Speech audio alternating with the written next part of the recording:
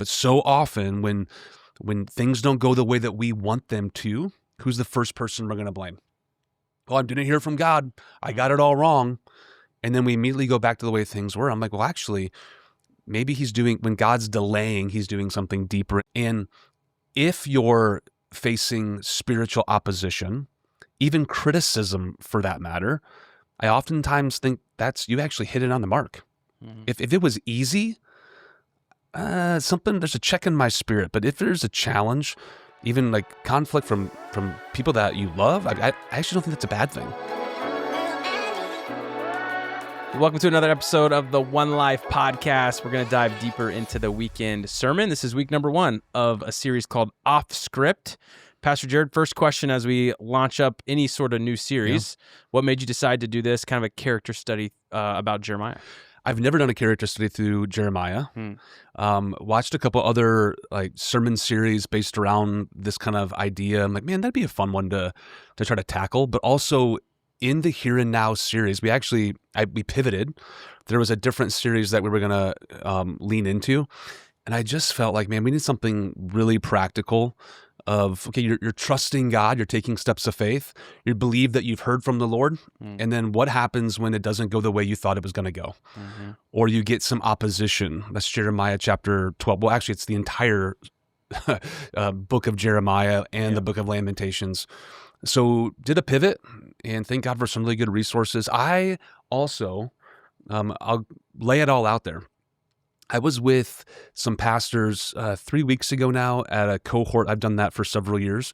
The guy who leads it brought in another pastor. He's an entrepreneur who's an AI genius. He's getting his doctorate in AI, like morality of AI. So it's a fascinating, I mean, he was with us for a couple hours. He started a company called sermonbrief.ai.com. I've never seen anything like this. It is an amazing research assistant. So what you do is you take it, you buy the subscription, and you put your passage in. So I did Jeremiah 12 this week.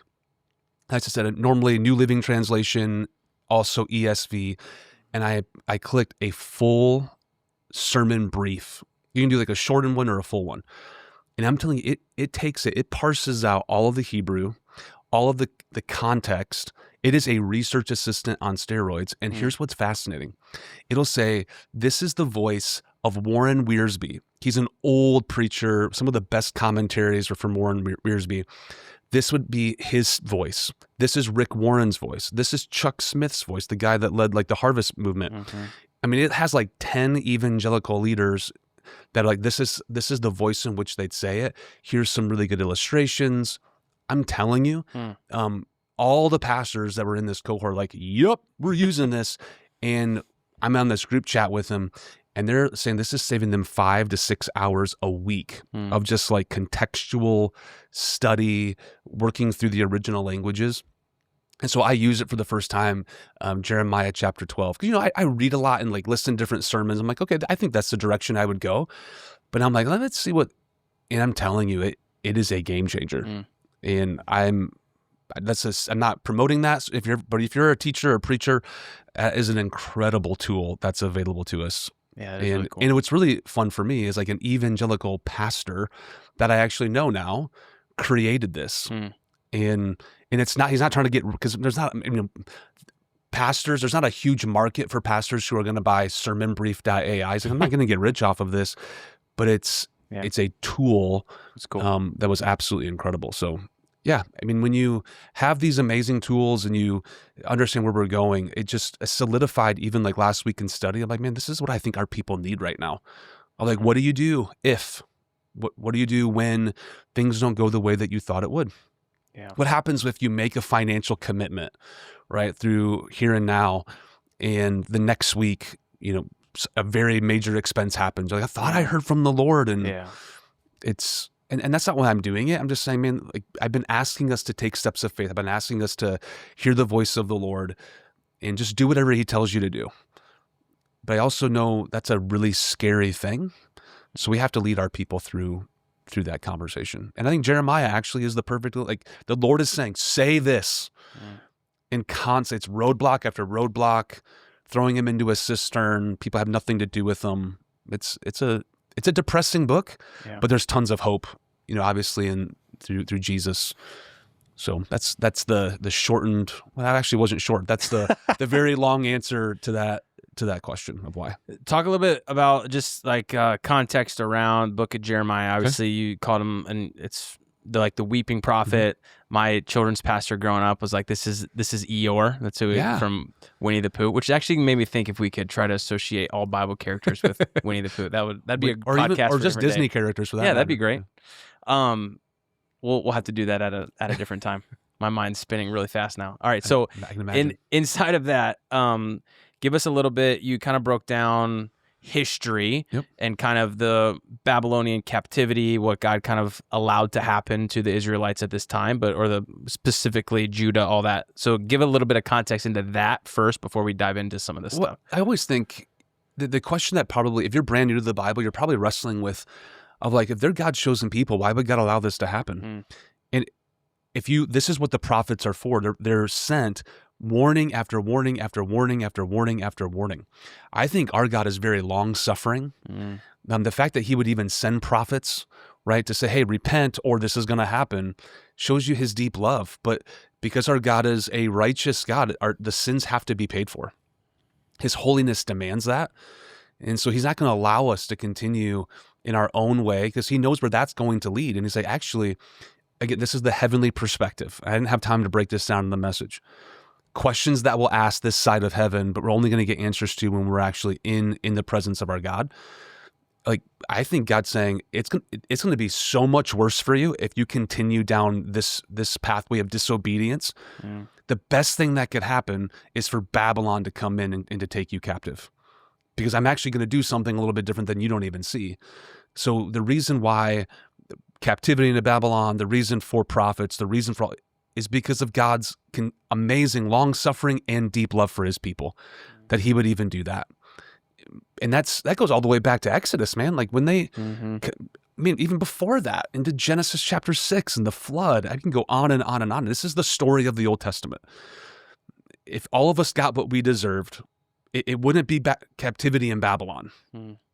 It'd be eternal damnation in a real place called hell. And the fact that God sends in the nation from the north, Babylon, to capture them. But then how does God work, right? It goes back to I had several verses popping around in my head. It goes back to Genesis chapter 50, when Joseph says, what men meant for evil, God meant for good. It goes back to Romans chapter 8, verse 28, right? God works all things together for his good. Like, yes, as painful as destruction of Jerusalem and Judah is, like, look what God did. He sent 4 men, Daniel, Shadrach, Meshach, and Abednego, that actually spoke into people, like wicked people in Babylon, who declared that the Lord our God, the Lord is one. Now, trace it all the way, but I couldn't connect. I didn't have enough time. Connect all the dots. I did it on Christmas. Who are the magi that come? The magi come from the east, which is from Babylon. So you fast forward 670 years, I think, is when Jeremiah is written, BC. Like, it all traces back to that moment. Daniel, then lineage, like generation after generation after generation, are now worshiping Jesus Christ. I mean, that's an incredible thing. Yeah. So it's this idea that even if it's difficult, don't doubt the presence of pain, the presence of a problem. Don't make it doubt the presence of God in your life. And so many people do, because they only see what's right in front of them. We're so blinded to everything else. And part of my job as your pastor is like, hey, I need you to get to 50,000 feet. I need you. I know it's painful. I know it hurts. But if you get to 50,000 feet, you might be able to see, God doing some things. We liken it to the idea of, like, where we're playing checkers, God's playing chess. He's 10 steps ahead of us. And if I can get our people to understand that in this series off script, man, I think it's just going to embolden our faith and to step into all that God has for us and have some godly grit. Don't give up when it gets difficult. All those types of things. Speaking to that story, the don't give up story, the swimmer, crazy. That's an absolutely insane. So that would be who helped me think through that. I've heard of it like a long time ago.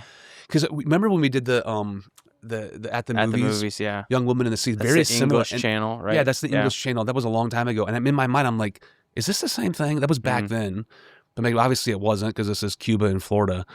And another pastor recently used that illustration. I'm like, oh, that's so good. I'm gonna come back and use that at some point. Of like, just perseverance, don't give up. And so that's how Diana Nyad, that's how we landed with that in that moment. It's crazy. Did you know about it? No, I had no idea. And it's crazy just the amount of time that went by. Like the resolve with that whole process is insane to me. And to be 64 years old and swim 110 miles, let alone like in the ocean, jellyfish, sharks, everything like that is crazy to me. But that kind of is the whole point, right? In my mind, of it takes an obsessive mind, or let me say it this way, someone who knows God has called me to this. And regardless of what happens in my life, regardless of the pain, regardless of the difficulty, I am not moving away from this call. I do feel that very strong sense here at One Life of like, I feel like God has called me here to reach one more life for Jesus. As one of our elders say, like, we will be ruthless in reaching people for Christ. I just like, I'm a human, so I'm not going to say you never could this happen, but it would take a move of God to move me off of this mission. And this is why we're here. He's calling us for this moment to reach one more life for Jesus. So yeah, I do. I don't know if I'd ever put myself in a place to be stung by box jellyfish. I mean, it's crazy to me. Yeah. That's obviously not my call, but if you have that resolve, you understand what God's calling you to do. I get it. Like you're not going to quit. And you're going to try to accomplish the goal that's set before you. So totally amazing story. Well, long distance swimming is so intriguing to me. Like I do 100 miles. Yeah. Wow. Like our little pool in our like house neighborhood area, like going from one side to the other side. And I'm like huffing and puffing. You're winded. 110 miles is crazy. Like with anything. I'm exhausted driving 110 miles. Yeah, no kidding. Like, I mean, with anything, right? Like it is like you train your body can do way more than you think. And your mind always quits before your body gives out. And the only reason why I'm saying that is because my wife is a marathon runner. I have never run a marathon. I think I mentioned that last week. Can she swim long distances? No. Okay. No. She's the triathlon is what the thing is, right? Yeah, it's 2.5 something. I'm probably gonna get that wrong. Okay. All of my Ironman triathlons, like just correct it in the chat. It's an over 2 mile swim. Okay. It's a 110 mile bike ride, or something like maybe even longer than that. Dang. And then it's a full marathon to close it out. Oh my goodness. Yeah, no, those athletes, bro, are, I mean, next level. And we have a couple of guys in our church that have done full Ironmans. Wow. I mean, they're breaking any records, but I don't care. If you're an Ironman, you're an Ironman. That's something to celebrate. And all of them get tattoos. Try to create a suit. That's how I would become Iron Man. Yeah.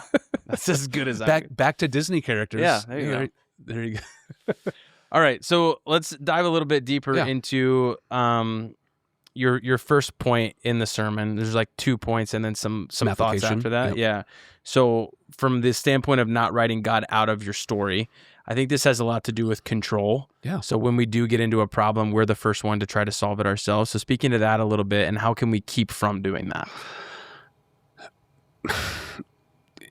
It's a deep resolve, and I'm a control guy like anybody else. So I'm not saying that I have this all figured out, but it is the reminder.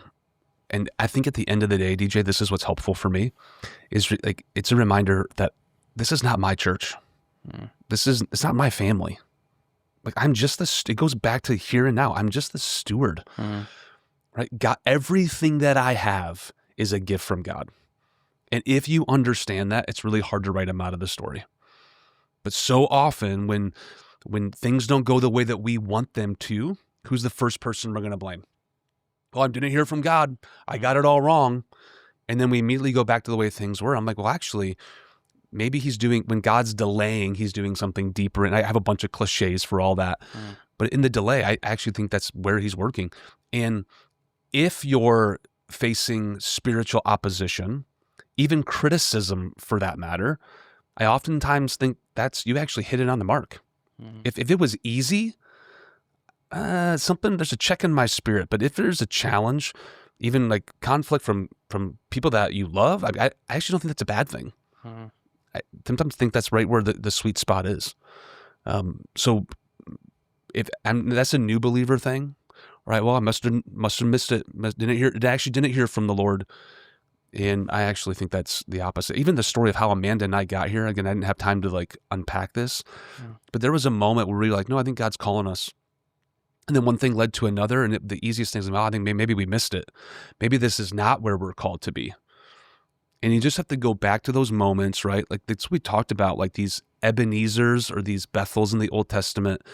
And we'll talk about this, I think, in this series, these moments where, no, we heard from the Lord, and you go back to that altar and you remind yourself, God, this is where you spoke. So you don't write God out of the story. So you don't miss on what he has for you. That's really good.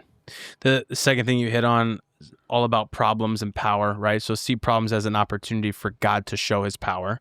So speaking to that for a little bit, and then we'll dive into the not letting the presence of a problem affect the presence of God, all that kind of stuff. Well, it's a completely, like, if you try to control, you're going to miss out on all God wants for your life. So let me say it this way. This goes back to here and now. And it's so fresh, so that's why it all kind of comes together. If you have to control, you're not taking a step of faith. Part of taking a step of faith is releasing control in your life. Yeah. If you control everything, you give zero room for God to flex in your life. I haven't heard from God. Yeah, but are you giving him space? When's the last time you stretched? When's the last time you went to a place you never thought you could go? If you can't answer that, not that you don't want to take a step of faith, but maybe it just comes back to complete control in your life, which is going to keep you from missing out on where God wants to take you in this next season. So the power of a problem, if you try to control it and close in, I'm going to solve it, you're probably going to miss the power of God in your life. Yeah, that's good. So why do you think, I think in general, right, like our mindset when we go into any sort of difficult situation, how do we train our mindset from the moment we have an issue where it's like, okay, I'm going to take a deep breath, I'm going to back out of this and just let God. It's kind of the let go, let God that sometimes we make fun of now, but that's like the concept is still the same. Like what are practical steps we can take day in and day out to make sure our mindset is shifting in that way? So please don't misunderstand me. I'm not saying like we don't solve problems and that we don't work hard. It's a both and. Yeah. It is, if your natural reaction is I got to solve that, I think that's probably the problem. It's, what if you just say, all right, God, help, like, what are you doing here that I'm not seeing? You just ask that question. And the question is, Lord, don't help me to solve the problem. It's, Lord, give me your wisdom in this. And if you ask, give me your wisdom, oftentimes, because even like with people that are like, if there's conflict, I just go back to like, we don't wrestle against flesh and blood. So God, there's something deeper going on behind the thing. So help me to figure that out. And that's the spiritual maturity. That's walking in step with the Holy Spirit. If there's conflict, most of the time I'm just like, okay, you don't like each other. What's the thing behind the thing? Yeah. And that it allows you to lead at a different level. And for me, I never freak out. Okay, you don't like each other. Your problem is not my problem. Yeah. And it's all those moments. It allows me actually to lead people spiritually and not just leading through a problem. All comes back to spiritual authority. If you have to try to control everything, you lose spiritual authority in that moment because you're just speaking out of your gut. You're not speaking through like give me wisdom, help me to see the thing behind the thing.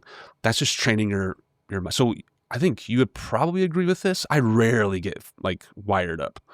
Yeah. It's like, there's an issue. You got to solve this. Maybe. But so what's the thing behind the thing? Yeah. All right, God, like give me your wisdom on this, and never overreact. The calmest person in the room is always the leader. It's those types of I just think that's and again, if I err, I'd rather err that way than inserting my flesh into a problem. Yeah.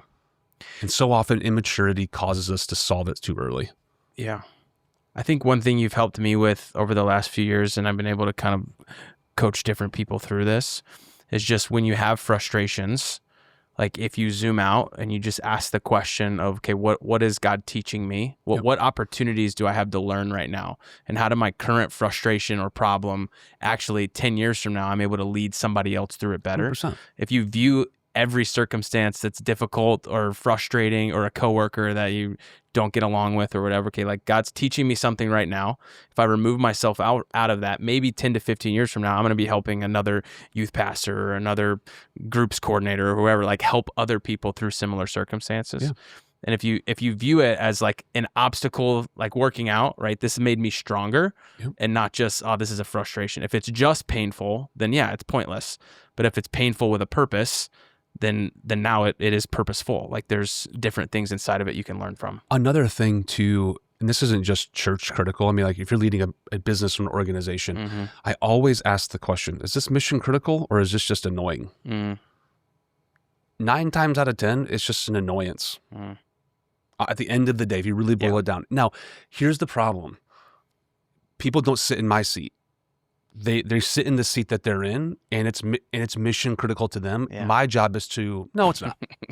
No, it's not. But they only see what they see, right? Yeah. And that's why I this sounds terrible. That's why I'm in the role I'm in. They're in the role they're in, and that's not. I'm not right or wrong. I'm just saying, like, part of my job is to see the whole. Yeah. You only see the thing, right? And that's okay. That's good. So you got to, but that also is like this moment of like, the mission wins. Go back to we are here. Like we're going to be ruthless to reach more people for Jesus. That's at the end of the day, like that's what the elders hold me accountable to. I got to hang out with some pastors at a cohort a couple weeks ago, right? And one of the things they were talking about the same thing, and one guy spoke up and he was like, yeah, like goldfish versus Cheerios, not mission critical for us right now. That's right. Like we're good. I know that that's a priority for you, but that's not the. But so at the end of the day, right? Like think about it. I actually need people on our team to think through some of that stuff. Yeah.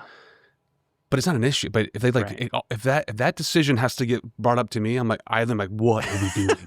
Right? Like just solve it. Yeah. It's not going to break or make what we're trying to do here. It's good. But here's the thing: if they have a passion for it, they're like, "No, I think it is a thing. I think families aren't going to come back if we're giving them goldfish and not Cheerios." So I'm like, well, so then my job is to remind them, no, it's not. Yeah. Like, I'm glad you care and you're putting thought process into that, but it's good. Yeah, that's. But again, let me say it this way: if I have to control all of that, I become the lid to One Life Church. If I know everything that's going on at all times, like then, man, I cease to be effective. Now, I have to be aware. I have to know when things are happening, but like to be in every single decision, it's impossible at our size these days. I think that's.